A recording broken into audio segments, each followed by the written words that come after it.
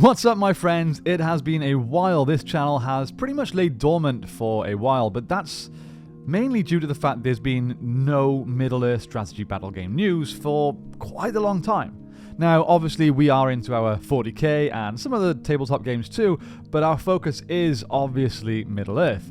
And while there's been no news, there's been very little for us to talk about.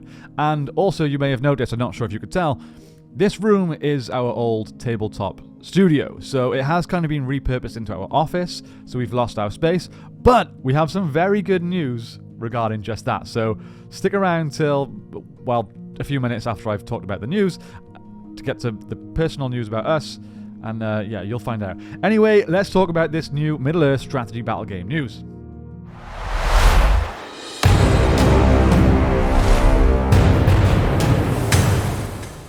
Now, as I'm sure you guys are aware, there's been pretty much nothing since we had the Osgiliath box set and the, I forgot what they called, the Battle Host box. We had like the Mordor Army box and so on and so forth, kind of like the 40k Combat Patrols. We had those, it seemed like the future was bright, and then it was just like a kind of trail into nothing, which was very, very disappointing. But now we have some news. It's been a while. It's not the most exciting news, but it's news nonetheless. The biggest thing to take away from this is they do mention that there's more to come this year. So we'll get to that in a second, and I'll talk about what I think it could be. But for now, the new announcements are the re-release of the Quest to Mount Doom board game. This is the same game that was previously only available in the United States and Germany, but it will soon be on sale globally for everyone to enjoy.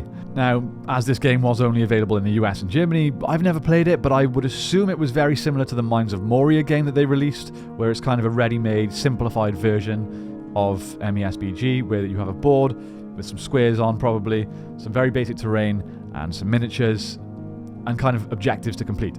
The issue with this is the miniatures are gold. Now, I can't really remember the Mines of Moria minis that well. I think we used our own. Were they coloured? They might have been red and blue, actually, thinking about it. But yeah, I'm not a fan of that. I would prefer to have to paint. If things like this are being used as an entryway into the hobby, you have to include all aspects of the hobby. So the building and the painting should be part of it. So kind of a shame, but look, if it brings people into MESBG, I'm all for it. Things like this, I think, are a great supplement to the game. Next up, we have the next batch of made-to-order miniatures. This wave will focus on the Kingdom of Rohan, with a number of classic models returning for a limited time. So, as the website says, get them while you can. Some of these have been unavailable for a long time, while the Captain of Rohan was only previously available in an army set. So we have the Defenders of Rohan, Eomer, Knight of the Pelennor, Gamling from the Warg Attack, the Heroes of Helm's Deep, the Rohan Commanders, and Theoden from the Warg Attack. Now, while some of you may be disappointed about news of made-to-order re-release models, I get it, it's not something new. These are some really nice sculpts, and if you don't have them, it's cool to see them back. We do have all of these, I believe. Actually, I'm not sure we have the Heroes of Helm's Deep pack. We'll be getting them nonetheless, but it's cool to see them back on the shelves. Like I said, great sculpts. Now, the main thing to talk about here is the last paragraph on the Warhammer Community website, which, and I will read so I don't misquote, says, "That isn't all for 2024. We know things have been quiet recently, so we are delighted to say that this year will also bring the release of the next supplement for the Middle-earth strategy battle game. You'll have to wait a little longer to find out exactly what it will be, but trust that it will be worth the wait." Now, this is the section of this article that got me particularly excited and curious. So what could this be? The word supplement makes me think it's not going to be a large release, but also it could be. Now, if it is, my guess would be another box just like the Pelennor Fields or the Osgiliath box set, something easy to get into and everything you need type box. If they are going to do that, I would speculate it's probably going to be Helm's Deep. Like I said, the last two have been the Pelennor Fields and Osgiliath, both, I don't want to say Gondor focused because there's a lot of Rohan in the first one, but Gondor based battles. Also, the enemies have been orcs both times, so if you've kind of been recently into the game in the last 5-6 years and you've bought both of these boxes, you've got a lot of orcs. So it'd be nice to see something a little different, something with a bit more variety. And in my opinion, the absolute best way to do that would be to go for a Helm's Deep themed box. Why? Because let's not forget these are movie licenses. So the Helm's Deep battle included elves. So in this starter set, you could get Rohan warriors, a bunch of heroes like Legolas, Gimli, Aragorn, Theoden, Eomer, Gandalf on horseback. Like there's all these really great heroes, as well as your elves, Haldir, and also Uruk-hai. So rather than just getting more orcs, again, we get some actual variety.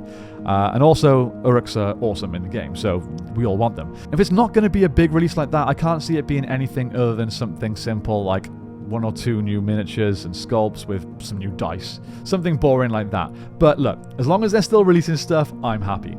Let me know in the comments down below what you think this new release could be and what you think of these other announcements, the re-release made to order miniatures and also the Quest to Mount Doom board game. Are you excited, or are you thinking that this game is on its way out? I truly hope not, and to be honest, even if it is, we're going to try our absolute best to keep it alive online.